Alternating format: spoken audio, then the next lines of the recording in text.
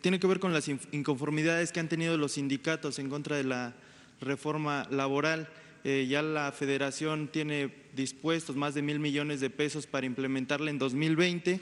Esta reforma sabemos que contempla la rendición de cuentas de patrimonio de cada sindicato, la revisión de contratos colectivos, modificar las cuotas sindicales, incluso la cancelación del registro sindical en caso de que los dirigentes se vean involucrados en actos de corrupción. Sin embargo, varios sindicatos se han manifestado en contra, entre ellos la CTM y entre otros. La Secretaría del Trabajo ha recibido o ha sido notificada de 324 amparos en contra de diversas disposiciones sobre la reforma. ¿Qué le diría a estos sindicatos que se están oponiendo, presidente? Gracias. Bueno, me gustaría que Hugo contestara de cómo se registra el incremento en el consumo o cuál ha sido el comportamiento del consumo, y luego, si les parece, ahí cerramos y abrimos. Ya. Gracias, presidente.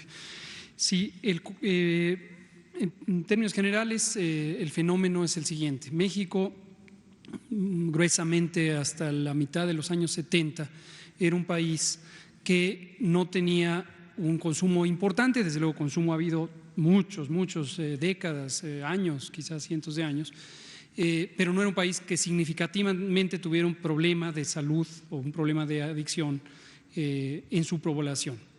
En cambio, sí era, y lo ha sido desde hace más de quizás 100 años, un país de trasiego hacia el principal mercado mundial, que lo ha sido desde hace muchos años y lo sigue siendo. El principal país consumidor, son los Estados Unidos de América. Entonces, evidentemente, por razones de proximidad geográfica, éramos un país de tránsito.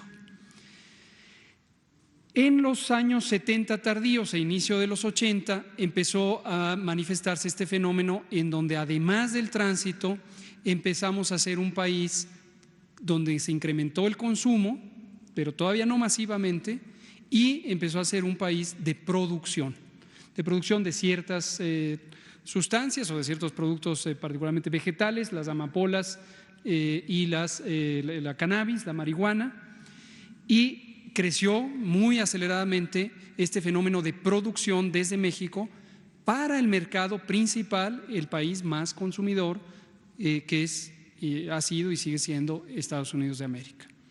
Pero posteriormente, hacia fines de los 80, inicios de los 90 y hasta la fecha, hemos tenido una curva, una exponencial, un crecimiento aceleradísimo, donde hay más de duplicaciones por año en el consumo, con varios fenómenos que son sumamente preocupantes. El primero es un desplazamiento de lo que técnicamente le llamamos drogas de inicio, como la cannabis, hacia drogas de impacto, que son aquellas sustancias mayormente adictivas, que tienen un daño directo y que se asocian con otros fenómenos de trastornos, como ya hemos dicho, emocionales, mentales y sociales. Estas drogas de impacto son mayormente drogas sintéticas. Están la cocaína en primer lugar, las metanfetaminas, me refiero en primer lugar conforme fueron apareciendo en el consumo, la cocaína, las metanfetaminas, las otras que son sintéticas no puras, como el cristal, la cocaína piedra, y los opioides, donde destaca enormemente preocupante el fentanilo, no habían sido mayormente un problema de consumo en México. Todos estamos hablando de los años tardíos 80, 90 y quizá los primeros del siglo XXI.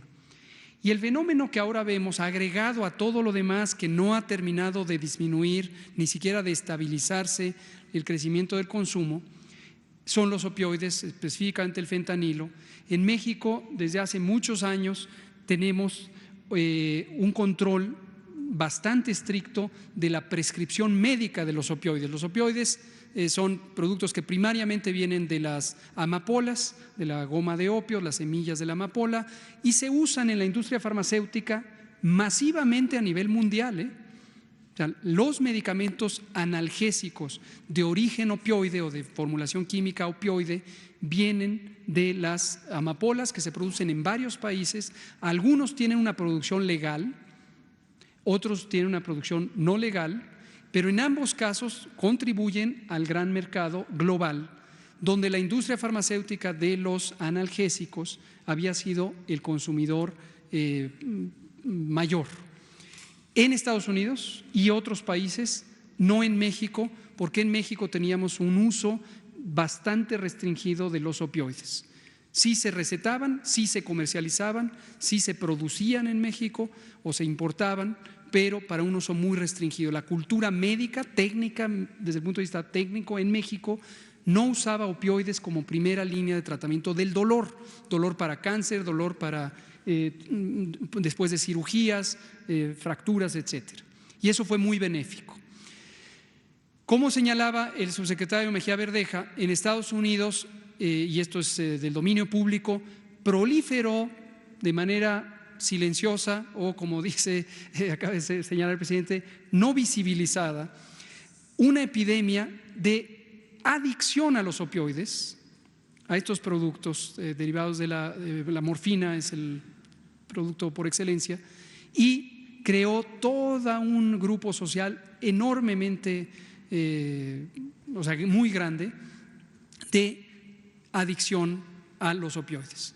Y ahí es donde aparece el fentanilo. El fentanilo es un producto también químico, procesado, que se utiliza también en medicina y se usa como un componente complementario de los efectos anestésicos o para la anestesia, pero ya se fugó a los mercados ilegales o a la práctica o el consumo fuera de la práctica de la medicina, se propagó en Estados Unidos, contribuyendo a la epidemia que había sido inicialmente inducida por el uso médico de los opioides, y ahora vemos ya señales de uso en México y nos preocupa que pudiera contribuir a esto. Entonces, en resumen, el consumo desde los años 80, mediados de los 80, ha sido aceleradamente creciente, involucra múltiples productos. Pasamos de productos de bajo impacto como drogas de inicio a productos de alto impacto, se han sumado productos químicos, algunos vinculados con el uso médico o farmacéutico que ya se filtró a los mercados ilegales, y tiene particularidades, destaco dos: enorme injusticia social, no podría destacarlo más, se distribuye desigualmente con afección mayor a las personas pobres, socialmente pobres, económicamente pobres, y una desviación de género con una afección más acelerada en mujeres que en hombres. Todavía es en términos cuantitativos mayor en hombres, pero en términos de velocidad de aumento es mayor en mujeres, lo cual es muy preocupante. Gracias, presidente. Bueno, cerramos el tema. Desde luego les invitamos para la reunión que vamos a tener sobre lo mismo con los jóvenes más tarde aquí en el patio central del Palacio. A ver, empezamos. Decías de los amparos. Así es, le platicaba que pese a que varios ciudadanos están conformes con esta reforma porque pues evita, bueno, contempla varias modificaciones para garantizar la llamada democracia sindical, pues hay más de 300 amparos interpuestos ante la Secretaría, precisamente interpuestos por los mismos sindicatos. ¿Qué les diría? Bueno, que ya se aprobó la ley y que hay que aceptar que son nuevos tiempos, ya no es la misma realidad de antes, no puede haber, para decirlo coloquialmente, charrismo sindical, es decir, falta de democracia al interior de los sindicatos, no pueden haber sindicatos blancos, no pueden imponerse dirigentes, no hay sindicatos de Estado, el gobierno no tiene dirigentes predilectos,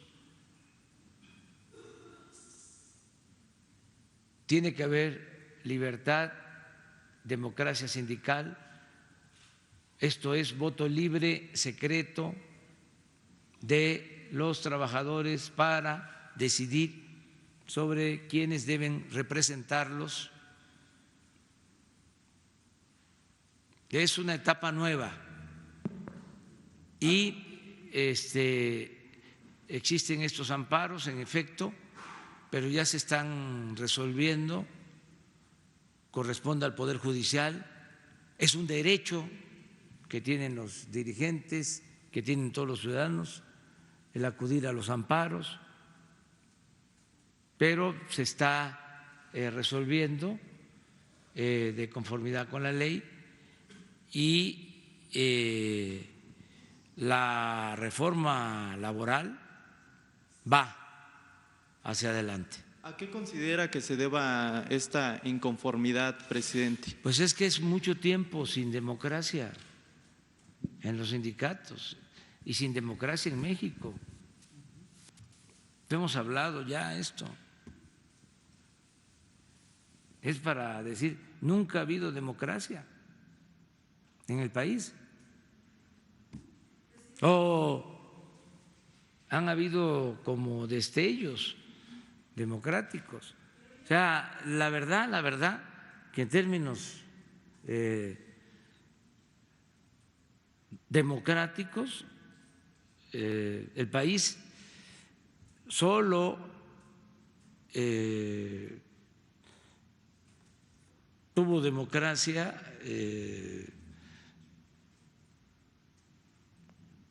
así como algo fundamental, dándole toda la importancia en el gobierno de Francisco I. Madero. La verdad, porque hasta los liberales, que tanto admiro, tenían demasiado apego al poder.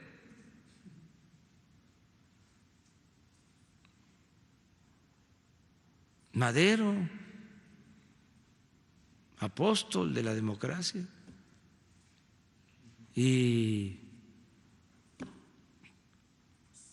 cuándo más? Entonces, estamos en el terreno de lo inédito, estamos empezando una etapa nueva, por eso las resistencias. Imagínense, habían sindicatos como el petrolero, en donde los trabajadores votaban mostrando su credencial. No había voto secreto. Tenían que mostrar su credencial. Y en otros sindicatos ni siquiera elecciones. Pero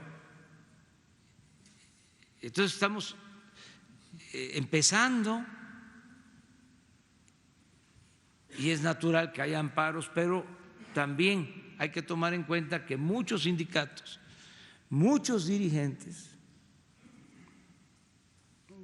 están promoviendo esta reforma. No son todos, la mayoría está aceptando de que son otros tiempos y que tiene que haber libertad y tiene que haber democracia sindical. Y nosotros no vamos a solapar a líderes antidemocráticos.